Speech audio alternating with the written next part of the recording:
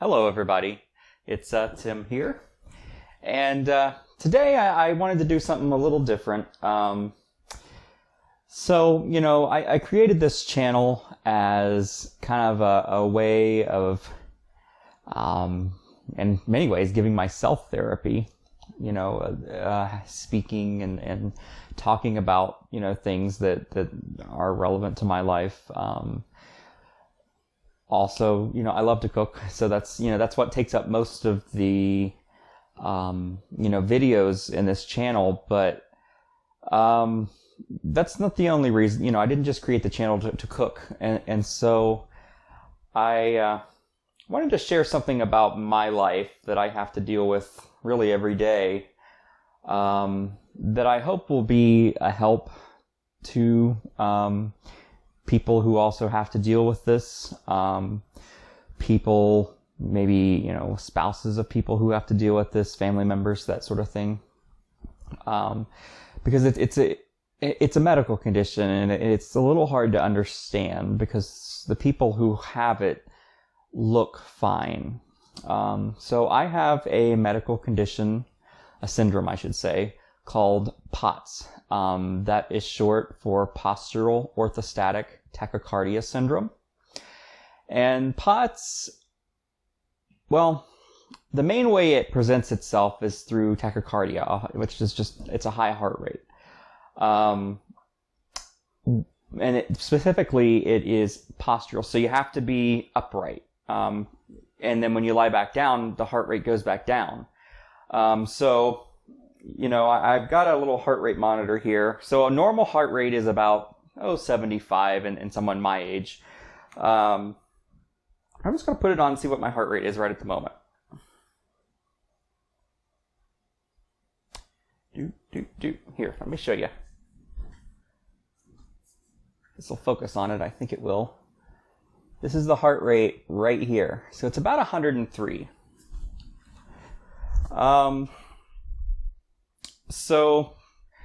The official diagnostic criteria is, a rise in heart rate of 30 beats per minute or more within 10 minutes of standing up, basically. So this appeared, I lived a relatively normal life through childhood and through my early 20s. I'm 29 now, getting ready to turn 30. And, but in 2015, I just started having some kind of random issues with, I'd feel dizzy and I'd feel kind of nauseated and I just didn't feel quite right. But at the same time, I didn't quite know what was going on. And so I just kind of ignored it. And then one day in September 9th of 2015, it's always interesting, you can remember the date. Every patient I talk to can remember the date if it came on suddenly. And, but anyway, September 9th of 2015, just one evening, I'd eaten some, chicken Alfredo, and I got so sick. I was so dizzy, so lightheaded, and I started throwing up, and I was just felt really anxious and sweaty, and I just didn't feel right. But I kind of ignored it, because it kind of got a little better that night, and then the next morning I woke up and I was even more dizzy. And so I went to the hospital, and this began kind of a 6-month saga of going from doctor to doctor, trying to figure out what the heck was going on. I was in the ER, it seemed like once every week or two, I didn't want to leave the bed because it felt like I was going to pass out all the time. And finally I got a new family doctor, and he was able to diagnose me almost right off the bat. He's like, I can remember him saying, I don't see what it could be besides POTS, because I'd had so many other doctors who'd done all kinds of testing on me. And, we had the high heart rate. We had, some testing that had been done, tilt table tests, that sort of thing. And so, my life changed on September 9th of 2015. It's never been the same since, and I don't know if it ever will. I don't drive anymore. I can't. And, at the time I lived in rural Ohio. That wasn't the most feasible thing. So I had to move into Columbus, which is, was the nearest major city. and, I still don't drive. I still can't. I'm just not comfortable with the amount of dizziness that I get. I don't usually pass out. Some people with POTS do, but in my particular case, I present with high blood pressure rather than the low blood pressure that I think causes some people to pass out, or, the really, really high heart rate. My heart rate doesn't usually get, up in the, the 200s or something. Mine rarely goes above 130. But I do get the high blood pressure, and that makes me feel weird. I can't see very well sometimes. So what's happening when you stand up, with POTS, the blood vessels in your body, normally what's happens when you stand up or sit up, they constrict and they come together and sort of push that blood back up into your head. That doesn't happen quite right with me. And so all that blood just starts kind of pooling downward over time. And so you get things like, lightheadedness. As I said, some people pass out. Some people, like me, my face right now, I feel very lightheaded, and my face feels very hot. And I can't see very well. I'm looking at the camera. I can see the screen, but I can't see myself. My vision is kind of blurry at the moment because I'm so lightheaded. And some people like there's some poor circulation going on, so my hands and my feet sometimes get cold. I also feel anxious all the time. I'm sure you've noticed by now that, whenever I'm doing things, I'm kind of like anxious and nervous, and I'm kind of bouncing around, and I'm always kind of moving my legs and, squeezing my legs to just try to get that blood up. Riding in the car is a very big issue for me. I think everyone is trying to hit me. It's funny. I'm not even driving. This is the main reason I won't drive. It's not so much necessarily that I'm afraid that I'm going to pass out. It's that I'm afraid I will, have some sort of knee-jerk reaction and hit somebody. I still have my license though. Maybe someday. But anyway, whomever I'm riding with, it just scares them to death because I'm constantly critiquing them and I'm just scared. And it is POTS in my sort of hyperactive autonomic nervous system. That's the part of your nervous system that kind of does things automatically, the things you don't have control over. I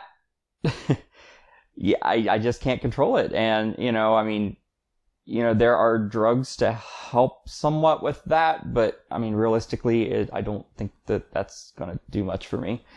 Also, I'd rather not get hooked on, something like Ativan or Xanax or something. But I do have some things that help. There are days where I just don't feel like getting out of bed. I'm just so miserable. And, there are things that cause it to get worse, like when it rains, because there is a change in air pressure when it rains.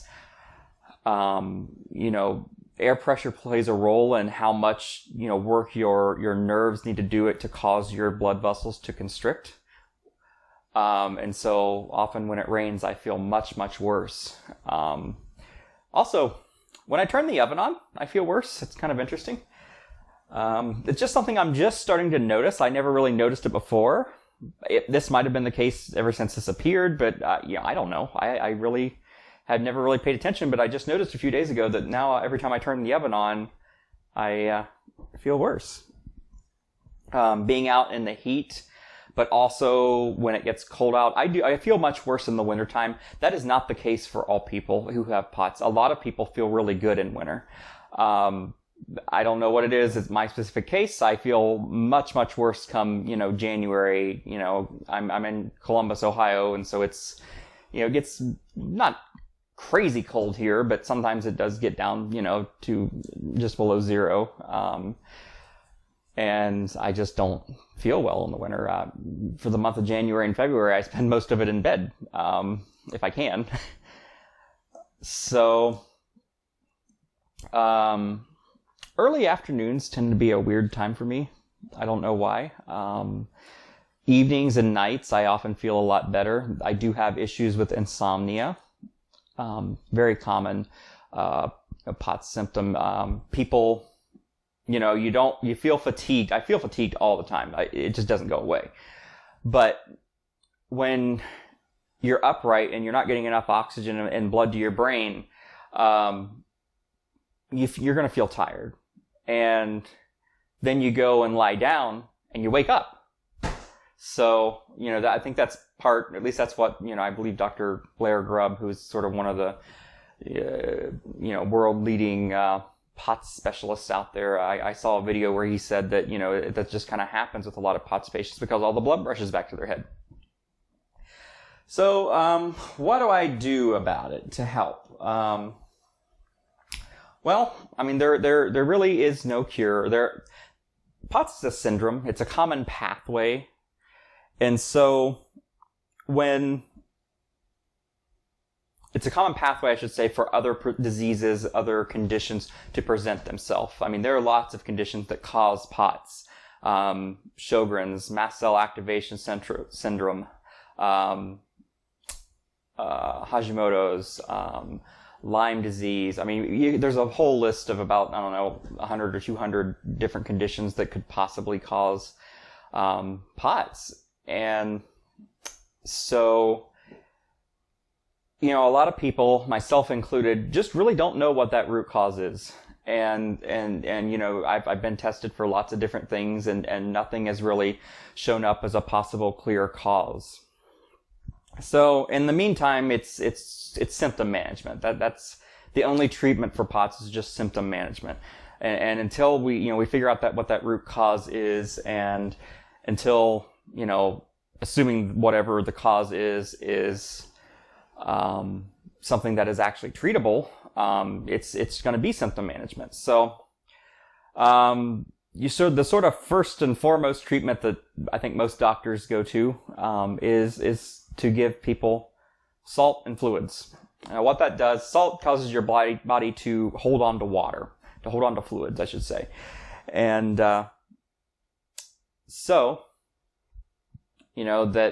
in the past I've seen recommendations for up to 10 grams of salt. That is quite a bit of salt. Most people would get extremely sick. They do make salt tablets, little tablets. They're 1 gram each, but I can take one of those and I start feeling sick to my stomach. I can't imagine taking 10 or even, because that would be like 3 to 4 at a time. I mean, that's just miserable. So we resort to things like adding extra salt to our foods. These energy drinks, they Gatorade, Powerade, the different types of waters and energy drinks out there are full of electrolytes. And by the way, you don't just want to be just drinking sodium. You do need your zinc and your potassium and stuff. Otherwise, the sodium just kind of goes through. You have an electrolyte imbalance, and so it'll just kind of be peed out. So yeah, Gatorade, Powerade, that sort of stuff. I have found these. They're called banana bags. So in the hospital, when someone comes in who is, well, in the past anyway, when people would come in who were quite drunk, or who maybe was dehydrated or something, they would give them a cocktail of different types of vitamins, B vitamins mostly, and sodium and things, just to get their body rehydrated. And so supposedly the person who created this was a pharmacist, and he kind of took the notion of the banana bag, the IV stuff, and created a powder that supposedly has a lot of those same vitamins and sodium and that sort of electrolytes in it. But here they are, banana bags. You just dissolve these in water. They have a lemony taste, but to be honest, they're nasty.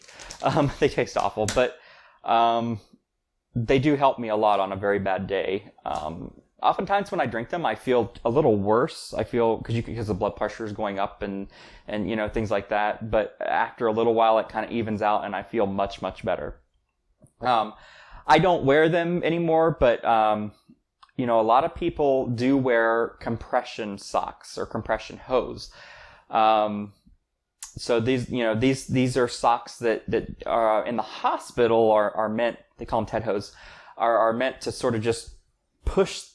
Keep your blood pushed and up, tight, so that, you don't get things like blood clots and things like that. But, in a POTS patients, that's a good thing because it keeps the blood up toward the brain. And I've got salt as, lots of salt to all the foods. So, when I'm making recipes, by the way, and you see me adding lots of salt, you may want to rethink before you add that much salt to your recipes, because I've gotten kind of used to the salt, the extra salt, and so sometimes I don't really taste what other people, I think, taste. And then, of course, lots and lots of water. I buy these gallon jugs of water, and I literally drink out of the gallon jug. I drink probably, one of these a day. Takes a lot of water.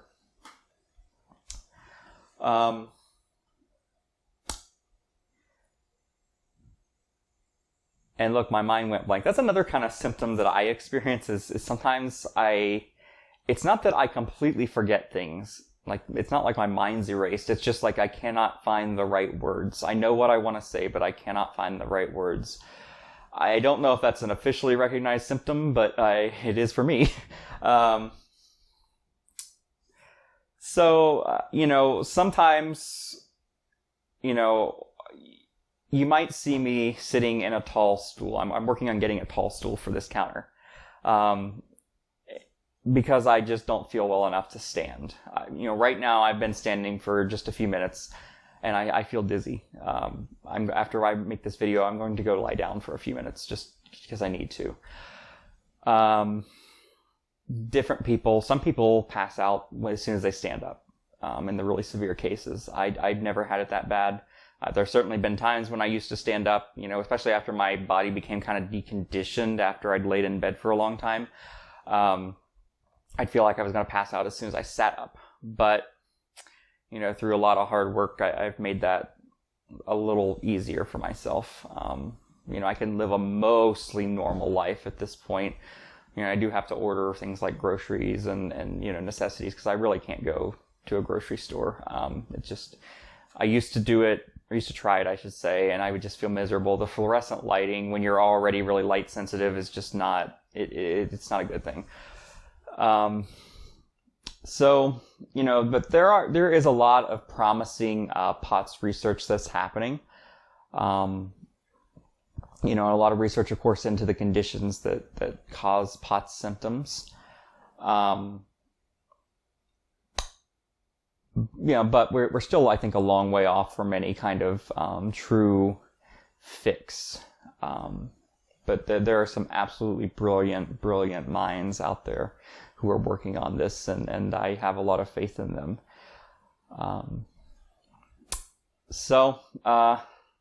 That's who I am. That's my medical condition. Probably, share some things about that over time as I make other videos, or maybe I'll make separate videos than the cooking videos, because I really don't like to talk about that sort of thing in the middle of a cooking video. It's kind of gross in a sort of way to talk about medical stuff in the middle of a cooking video, but that's another part of my life. I'm sure I'll share others. But I think that's yeah. So, if you want to learn more about POTS, I would suggest you go to the website of an organization called Dysautonomia International. I believe that's dysautonomiainternational.org. I'm not positive on that. I'll try to put a link in the description. But knowledge is power. Whether you have it or not, it's always good, because it's estimated that about 1 in every 100 people has at least some form of POTS. So I, highly encourage you to at least learn a little about it, and, so you've heard of it. Some people it doesn't affect their life much at all, but at the same time, it's good to be understanding. So, with that said, I think I'm gonna say goodbye. Leave me a comment if you have any questions or want to say anything. I'm here. Bye.